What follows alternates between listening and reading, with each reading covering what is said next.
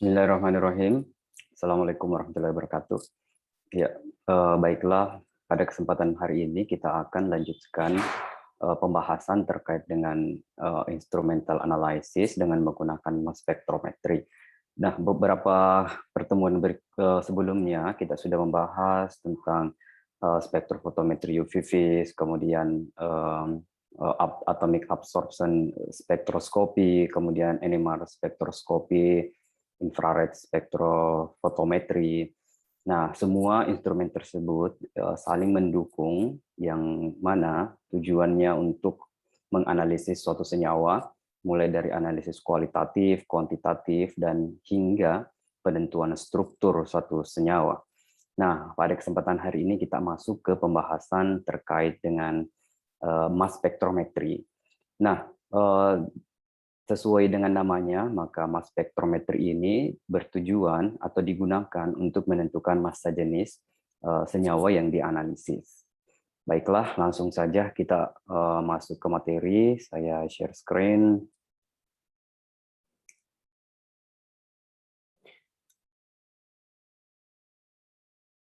Oke, mass spectrometry. Pendahuluan bahwa teknik MS ini, jadi mass spectrometry juga biasa disingkat dengan MS, artinya mass spectrometry, itu hanya menggunakan sampel yang sangat sedikit. Jadi itu adalah salah satu keunggulan dari teknik mass spectrometry, yang mana sampel yang dibutuhkan hanya pada kisaran mikrogram atau bahkan nanogram. Tetapi data yang dihasilkan itu cukup bagus atau dengan high quality data. Karena alasan itulah sehingga metode mass spectrometry ini digunakan untuk menentukan struktur daripada suatu senyawa, kemudian juga digunakan dalam laboratorium forensik dan juga untuk sampel-sampel yang sangat complicated. Nah, MS itu juga biasanya digabung dengan instrumen lain untuk menghasilkan data secara simultan, dan penggabungan ini biasa disebut dengan tandem, teknik tandem. Jadi MS dapat dikapel atau digabungkan dengan teknik separation atau teknik kromatografi, karena prinsip kromatografi itu adalah separation, such as gas chromatography atau GC biasa singkatannya, ataukah high pressure liquid chromatography atau HPLC. Nah, biasanya disingkatlah alat tersebut. Jadi ketika alat itu digabungkan antara MS dan GC atau HPLC, maka disingkatlah nama alatnya dengan nama GCMS atau LCMS. Nah, kadang juga itu dua kali MS-nya, artinya dia double penggunaan MS-nya, singkatannya adalah GCMS-MS. Jadi lebih data yang dihasilkan jauh lebih, kualitasnya jauh lebih baik karena dua kali pengukuran massa. Kemudian GC can separate components in relatively volatile mixtures. Jadi namanya juga gas chromatography, maka dia untuk menseparation atau memisahkan senyawa-senyawa yang mudah menguap. Jadi dia can separate component in relatively volatile. Jadi dia untuk senyawa-senyawa yang mudah menguap. Jadi kalau kita menggunakan GCMS berarti untuk menganalisis sampel-sampel yang mudah menguap dan sekaligus menganalisis massa jenis sampel tersebut. Kemudian sedangkan menggunakan HPLC itu untuk komponen yang less volatile atau senyawa-senyawa yang susah untuk menguap, sehingga kita gunakan teknik HPLC atau gabungan HPLC dan MS yang biasa disingkat dengan LCMS. Nah, untuk pembahasan terkait dengan GC dan HPLC nanti kita akan lanjutkan pada pertemuan berikutnya atau pembahasan berikutnya. Kita akan bahas tentang teknik separation atau teknik kromatografi. Oke, next, peak of MS. Jadi di MS itu juga akan muncul spektrum atau peak yang sama halnya dengan NMR ataupun UV spektrofotometri akan muncul spektrum atau peak. Nah, the most abundant peak atau the largest peak in the mass spectrum is called the best peak. Jadi peak yang paling tinggi atau yang paling apa namanya, yang paling abundant atau yang paling besar apa sih frekuensinya, bukan intensitasnya. Jadi peak yang paling tinggi intensitasnya yang mencapai 100% itu yang disebut dengan best peak. Nah, kemudian peak yang lain itu merupakan persen daripada best peak. Jadi misalnya ada peak lain yang muncul, maka sekian persen dibandingkan dengan best peak. Jadi dia disebut sebagai fragmentation peak. Nah, nanti kita bahas di slide berikutnya. Kemudian yang ingin saya tekankan di sini adalah di dalam MS analysis itu ada yang disebut dengan best peak. Base itu artinya peak yang paling utama yang menunjukkan bahwa peak tersebut related dengan senyawa yang kita analisis. Jadi tandanya adalah dia intensitasnya 100% dan biasanya dia berada paling kanan daripada hasil analisis. Kemudian the molecular weight peak is called the mass peak or molecular ion peak. Jadi massa yang dihasilkan atau ya massa yang dihasilkan daripada base peak itu disebut dengan mass peak atau molecular ion peak atau parent peak dan disimbolkan dengan huruf M. Ya, jadi disimbolkan dengan huruf M seperti ini. Since this peak is a radical cation, jadi karena peak tersebut adalah radikal kation, karena maka disebut juga dengan M plus atau M plus dot. Jadi di sini ada dot titik. Jadi biasa juga orang sebut M plus atau kadang juga orang sebutnya M plus dot. Jadi sebenarnya sama ya, tergantung kita mau menggunakan yang mana. Saya sendiri biasanya menggunakan huruf M plus. Oke.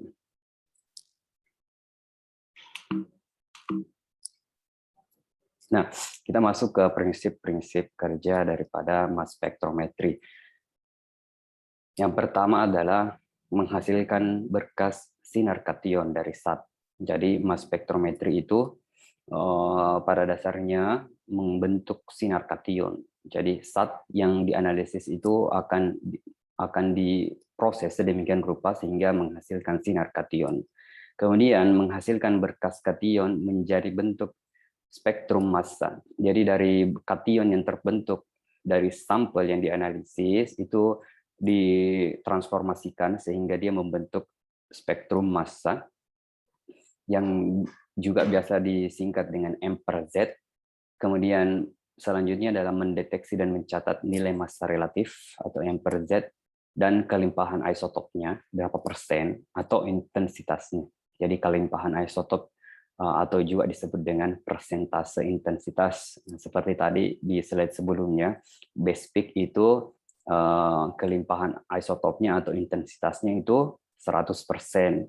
Sementara peak-peak yang lain yang sebelum atau peak yang lain di selain daripada base peak, maka dia persennya adalah merupakan persentase daripada base peak. Jadi misalnya 80% daripada base peak atau 70% daripada base peak.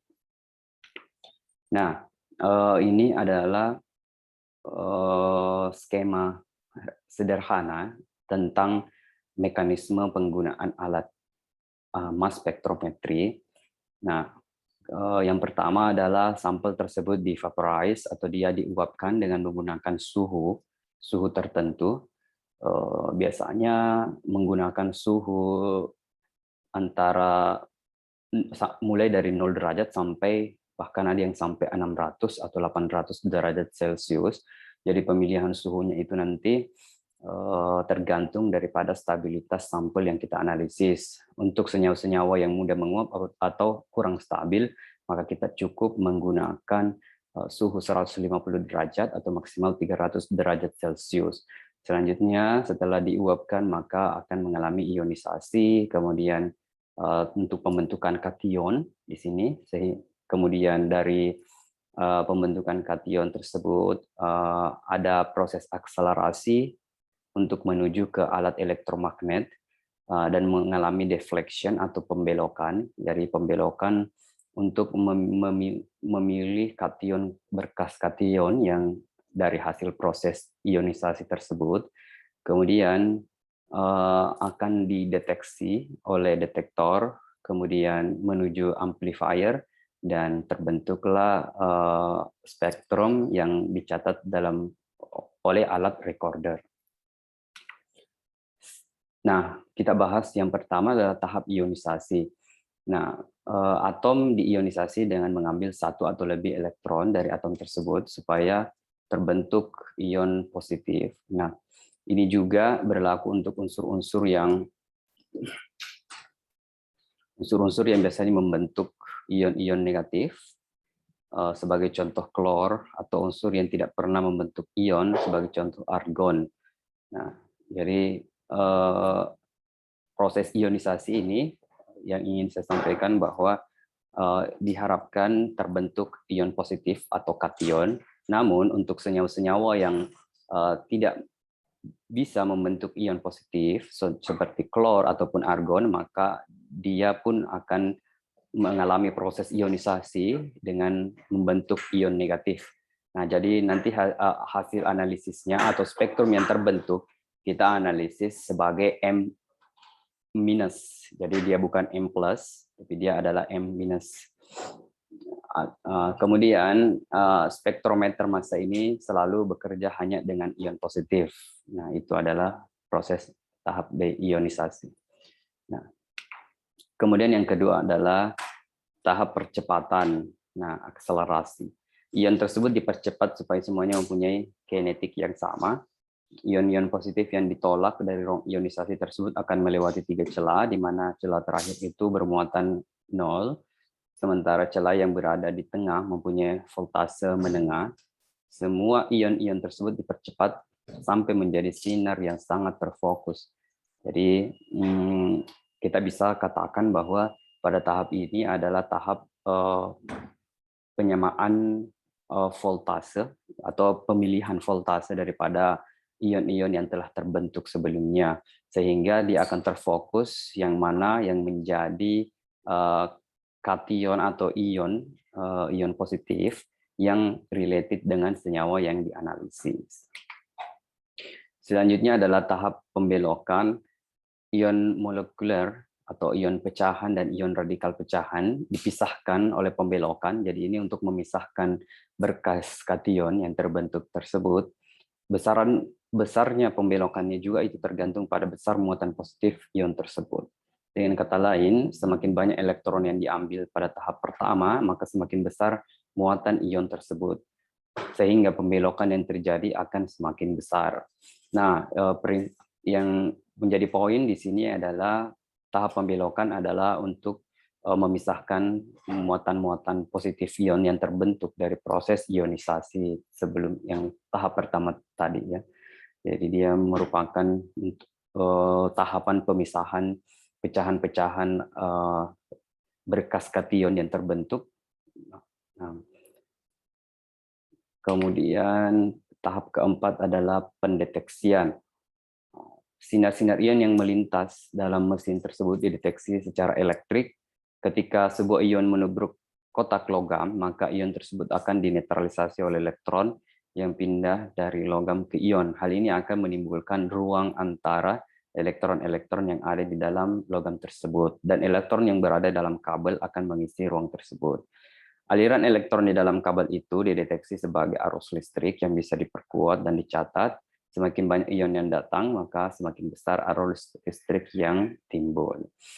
Poinnya adalah pada tahapan ini ada proses tubrukan ion terhadap logam. Jadi di dalam alat tersebut terjadi proses tubrukan ion terhadap logam, dan tujuannya adalah untuk mendeteksi kation yang terbentuk tadi atau tertubruk tadi.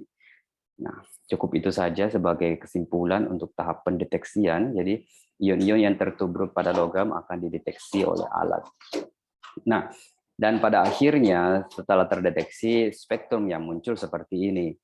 Nah, spektrum yang paling kanan atau yang paling kanan itu biasakan menunjukkan sebagai base peak atau ketika kita perbesar maka akan muncul base peak seperti ini. Nah, inilah yang disebut dengan massa jenis. Jadi yang puncak ini adalah yang disebut dengan massa jenis senyawa yang kita analisis. Kenapa bukan yang di sebelah sini? Ya, yang di sebelah sini itu biasa disebut dengan fragmen-fragmen. Dan yang paling tinggi ini biasanya itu adalah pelarut. Ya, yang paling dominan yang selalu muncul itu adalah pelarut yang digunakan. Sehingga massa jenis daripada pelarut yang digunakan juga perlu kita ketahui supaya kita tidak terkecoh dengan peak yang muncul di sebelah kiri sini. Nah, jadi ini yang paling kanan yang biasanya itu adalah base peak dan intensitasnya yang paling tinggi, ya. Oke, lanjut. Ionisasi dan fragmentasi. Jadi peak-peak yang ada sebelumnya ini sebelum base peak itu adalah fragmen-fragmen daripada senyawa yang kita analisis. Ini maksud dengan fragmen adalah pecahan-pecahan ion dari proses analisis atau proses ionisasi tadi akan terbentuk pecahan ion. Pecahan ion itulah yang disebut dengan fragmen. Nah, pecahan ion itu kita lihat nanti yang mana yang disebut dengan pecahan ion atau fragmentasi. Dalam spektrofotometer massa, reaksi pertama suatu molekul adalah ionisasi awal, yaitu pengambilan sebuah elektron. Nah, seperti ini persamaannya, M plus M ditambah elektron itu akan menghasilkan M plus ditambah 2 elektron. M plus disebut ion massa molekul atau M per Z yang paling besar dan berada peak paling kanan pada spektrum MS. Nah, kalau kita lihat M plus-nya berarti yang ini, ya 682,283. Nah, ini yang mengindikasikan bahwa massa jenis senyawa yang dianalisis adalah 682,293. Nah, nanti kita cocokkan dengan data NMR. Jadi pertemuan sebelumnya atau pembahasan sebelumnya kita bahas tentang NMR, maka NMR bisa mendeteksi jumlah proton dan karbon, maka setelah dirangkai strukturnya kita sesuaikan apakah struktur yang terbentuk ya atau yang kita analisis dari NMR spektroskopi itu massa jenisnya sama dengan massa jenis yang dianalisis dengan menggunakan MS. Nah, itu poin yang ingin saya sampaikan bahwa MS ini adalah mendukung data daripada NMR. Jadi data NMR membentuk struktur, kemudian MS memastikan bahwa struktur yang terbentuk tersebut massa jenisnya sama dengan hasil analisis dengan menggunakan MS. Oke, elektron yang paling mudah terlepas dalam molekul biasanya adalah elektron dalam orbital yang berenergi tinggi. Nah, itulah yang disebut tadi fragmen. Nah, seperti ini ya. Contohnya adalah senyawa seperti ini, maka dia akan melepaskan elektron. Nah, ini yang disebut dengan yang pertama yang terlepas adalah jika sebuah molekul mempunyai elektron N atau elektron yang menyendiri. Nah, elektron yang menyendiri, maka dia akan terlepas yang pertama kali yang terlepas ya. Jadi yang pertama terlepas adalah elektron N. Kemudian jika tidak terdapat elektron N, maka akan dilepaskan sebuah elektron P. Yang mana yang dimaksud dengan elektron P? Ini ya yang disebut dengan elektron P. Jadi contohnya adalah elektron pada ikatan rangkap 2. Jadi dia ada elektron di sini, ya, karena dia ikatan rangkap, berarti dia masih ada dua ikatan sebenarnya. Ada 2 elektron di sini yang harus terlepas, yang mudah untuk lepas. Nah, inilah yang disebut dengan elektron P. Kemudian ketika elektron P tidak ada, maka elektron pada orbital sigma yang terlepas. Jadi seperti ini. Ya, jadi akan melepaskan elektron pada orbital sigma. Ini kan sebenarnya CH4 ya. Berarti dia akan melepaskan 1 elektron CH3H. Jadi akan melepaskan elektronnya dan membentuk fragmen. Nah, inilah yang disebut dengan fragmen-fragmen. Jadi ini terputus membentuk satu peak, ini satu peak, kemudian ini juga akan terbentuk satu peak fragmen, ini juga akan terbentuk satu peak. Nah, Setelah ionisasi awal, ion molekul akan mengalami fragmentasi, suatu proses di mana radikal bebas atau molekul netral kecil dilepaskan dari ion molekul tersebut. Sebuah ion molekul tidak pecah secara acak, melainkan cenderung membentuk fragmen-fragmen yang paling stabil. Nah, seperti ini ya. Dari persamaan yang menunjukkan fragmentasi, biasanya fragmen radikal bebas tidak dituliskan karena tidak terdeteksi dalam spektrometer massa. Beberapa molekul kecil yang stabil, yang mudah lepas dari ion molekul antara lain H2O, CO2, CO, C2H4. Jadi ini contoh ya. Ini adalah satu molekul yang mana massa jenisnya adalah 74. Namun setelah dia mengalami proses ionisasi dan melepaskan OH-nya, maka akan terbentuk fragmen ya. Jadi dia akan mengalami proses ionisasi dan terbentuk fragmen, dan mana massa jenis ini akan membentuk 56 dan fragmen yang lain akan membentuk 18 massa jenisnya.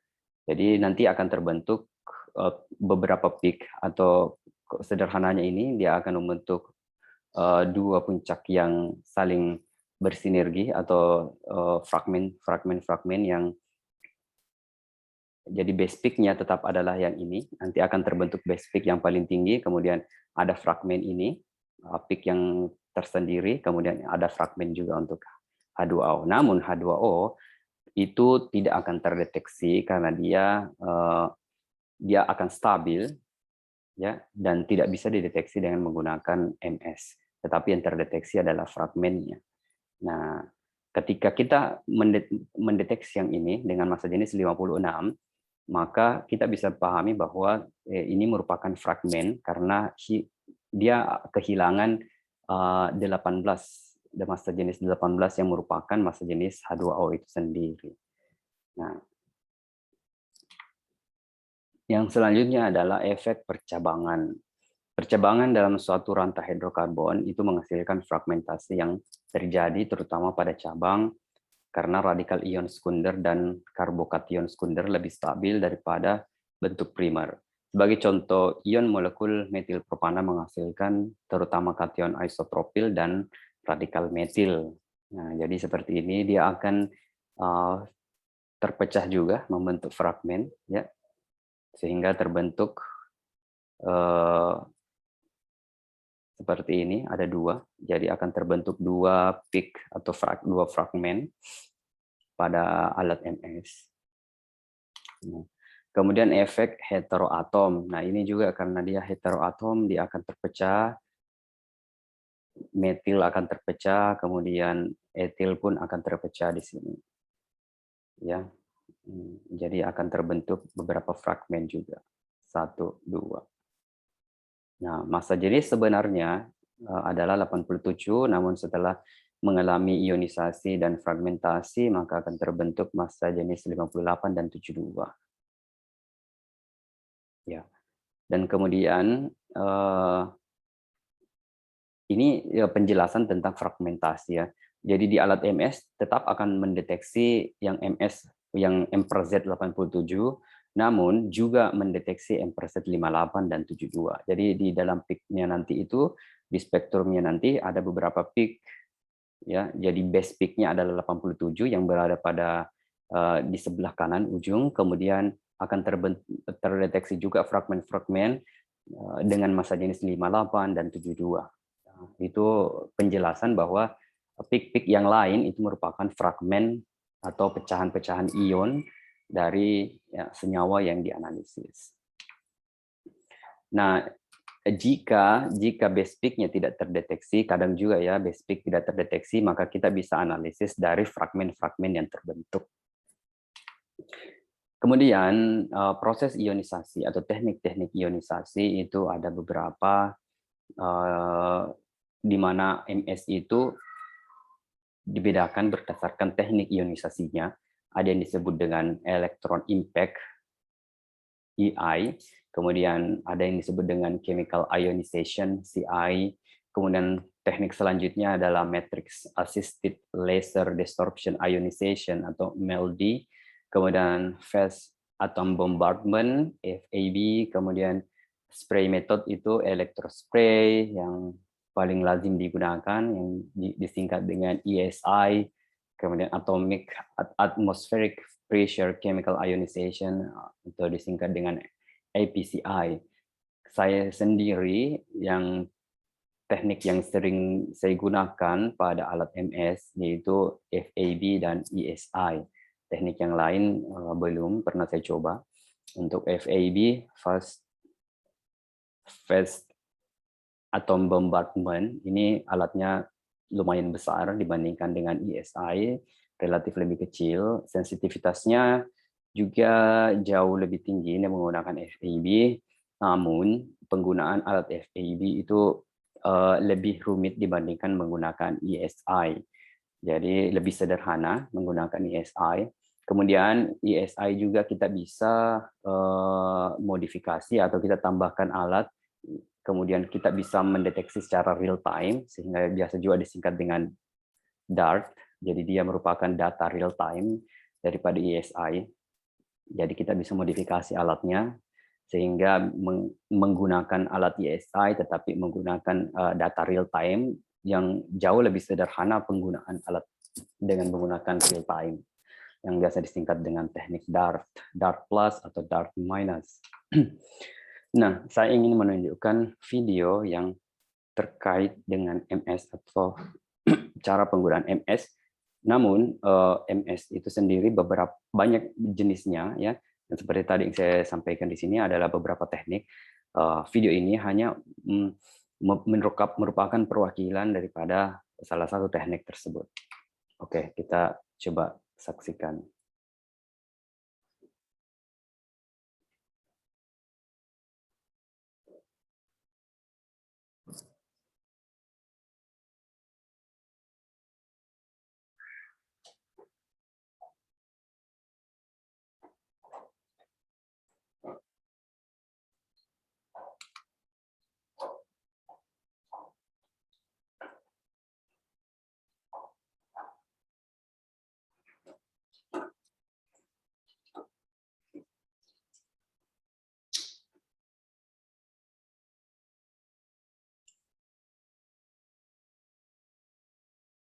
Ya, dia tadi loading. Coba kita ulangi dulu.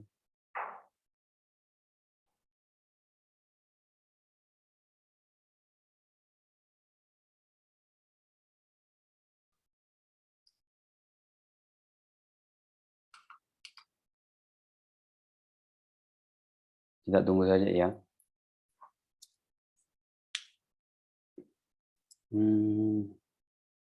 What's wrong?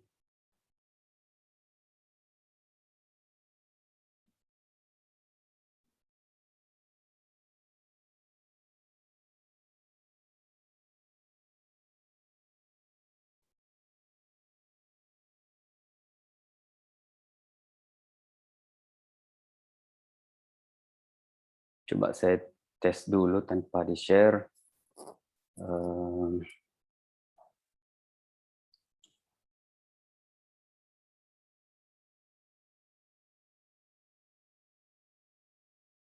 Ada kendala teknis nih. Aduh.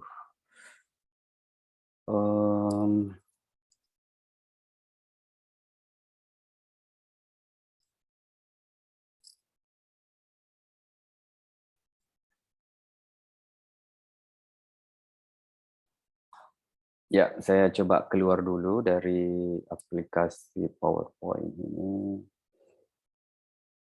PowerSquid.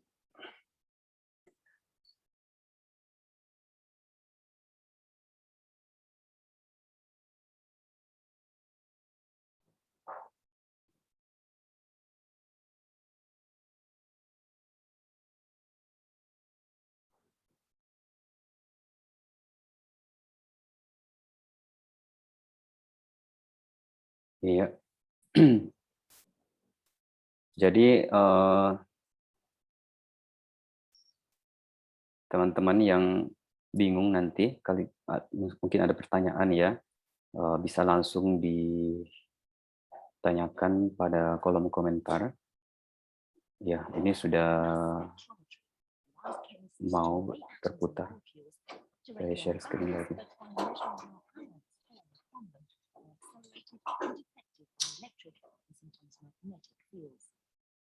There are many types of mass spectrometer, but they all work on this basic principle.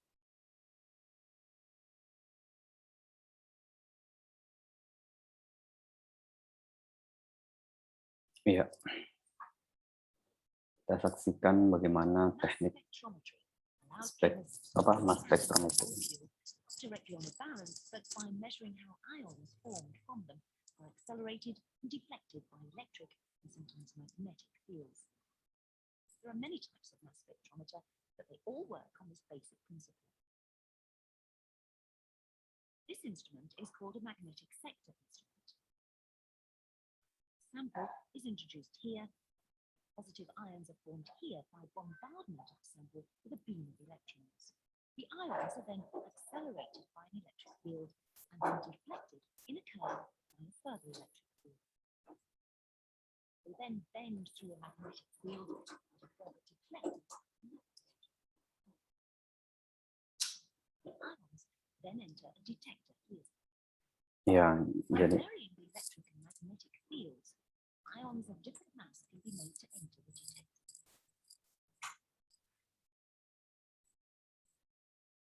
These pumps keep the interior of the instrument under a high vacuum. This is to allow the ions, which are moving at speeds of many kilometers per second, a free path without collisions with air molecules. As the ions are formed from molecules of the sample, they may fall apart or fragment. The ion of largest mass is an parent or molecular ion, molecule which is not fragmented. ya, jadi ini tadi yang disebut sebagai parent ion atau base peak. Ya, jadi dia biasanya muncul di paling kanan. Other peaks of smaller mass may represent charged fragments of this ion. Nah, Masses of these fragments yang lain adalah fragmen-fragmen daripada parent ion atau base peak. Hasil pecahan-pecahan dari molekul-molekul yang kita analisis, ya. Jadi kita punya parent ion atau molekul induknya. Namun dalam proses ionisasi akan mengalami pecahan sehingga terbentuklah fragmen-fragmen seperti ini. give clues as to the structure of the original molecule. Liquid samples are placed in a tiny sample tube as shown. Here, we're running the mass spectrum of limonene, an alkene which can be obtained from the peel of citrus fruits. Only a little is required. Mass spectrometry can detect down to as few as 10 to the minus 12 Nah, moles. itu sampelnya. Jadi sampelnya memang sangat sedikit ya. Jadi ini dilarutkan dulu, sampelnya dilarutkan dalam pelarut yang cocok. Biasanya kita menggunakan metanol.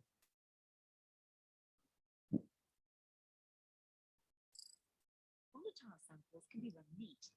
Less volatile ones are dissolved in solvents such as dichloromethane, which then evaporates.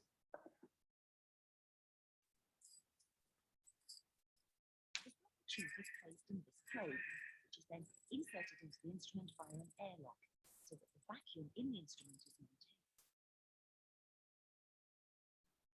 Volatile samples will vaporize at the low pressure inside the instrument.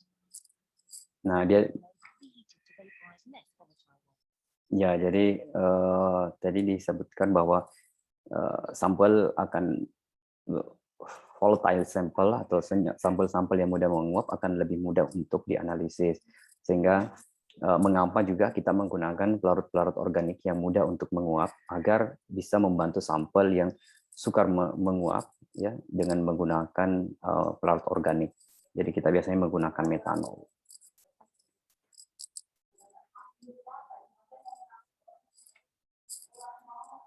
The electrons stream out from a heated cathode towards an anode, which is held at a potential of around plus 70 volts relative to the cathode.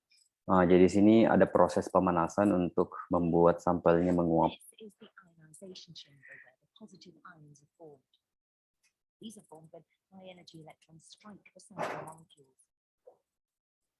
You can think of this as the electron beam knocking out an electron from the sample molecule. The sample fits here, and ions pass out through the slit. The heat itself is here. The electrons are accelerating in this direction, and the ions stream in this direction through the slit.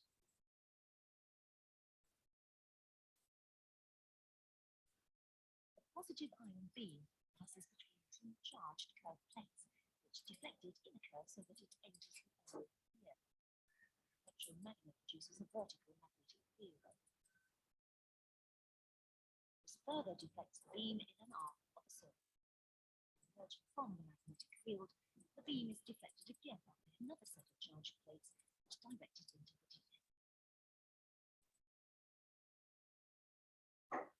The amount of deflection of the magnetic field depends on the mass of the ion. Strictly, its mass to charge ratio, but the vast majority of ions have only a single charge. The deflection also depends on the strength of the field. Heavier ions will not be deflected sufficiently in the magnetic field to reach the detector. Lighter ions will be deflected too much. During a run, the magnetic field is gradually increased so that ions of successively greater mass enter it. The mass spectrum of limonene looks like this. Each vertical line, the peak, represents a different ion, and its mass in relative atomic mass units is shown on the horizontal axis. The height of a peak represents the abundance of that ion. The peak at 136 units represents the parent ion, the whole molecule that is lost in electrons. Nah, inilah yang disebut dengan The peak at mass 121 units, Nah. 136 minus 15, Jadi yang massa jenisnya 136 itu korespon dengan senyawa yang kita analisis. Jadi inilah senyawa yang kita analisis tadi dan terdeteksi massa jenisnya 136. Nah, massa jenis yang lain yang terbentuk itulah disebut dengan fragmen-fragmen. Fragmen itu adalah hasil pecahan daripada struktur molekul senyawa yang dianalisis. is the parent ion in which one of the CH3 groups, relative molecular mass 15, has broken off in the ionization chamber. Peak at mass 107, 114, could be formed by further loss of a CH2 group. Other peaks are caused by more complex breakdowns and rearrangements. Simple mass spectra show the masses of ions to the nearest whole number, which is fine for many purposes. However, this instrument can display masses to 3 decimal places of an atomic mass unit. This is called a high-resolution spectrum. It enables us to distinguish between different molecular formulae which have the same relative molecular mass to the nearest whole number. Here we see that the relative molecular mass of limonene is 136.125. This means that we can distinguish C10H16 from, say, C9H12O, which have a relative molecular mass of 136.194 to 3 decimal places.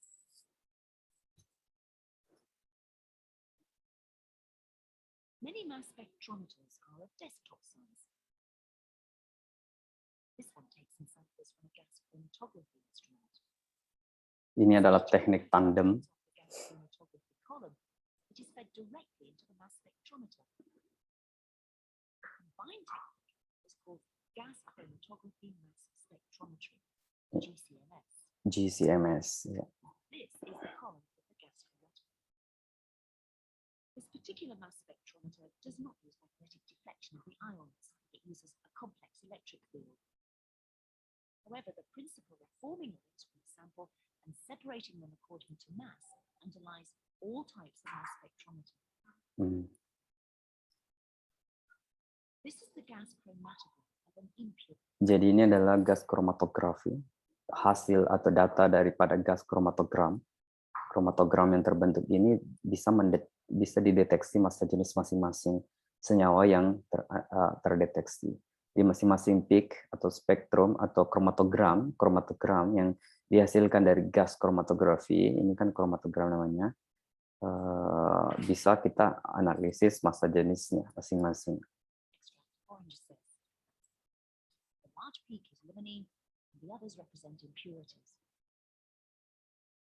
Clicking on peak shows the mass spectrum of luminol. Ya.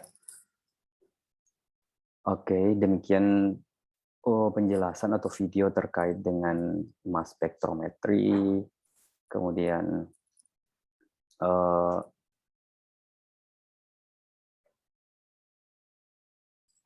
ya, ya itu tadi video singkat tentang penggunaan mass spektrometri. Jadi teman-teman bisa melihat yang mana yang disebut dengan base peak, kemudian yang mana disebut dengan fragmentation, kemudian penjelasan singkat juga atau gambaran bagaimana perjalanan mulai daripada sampel yang dimasukkan ke dalam alat, kemudian mengalami acceleration, deflection, kemudian detection. Nah, itu adalah gambaran singkat. Nah, jadi bagaimana cara penyiapan sampelnya? Jadi rata-rata kita mempertanyakan bagaimana cara penyiapan sampel.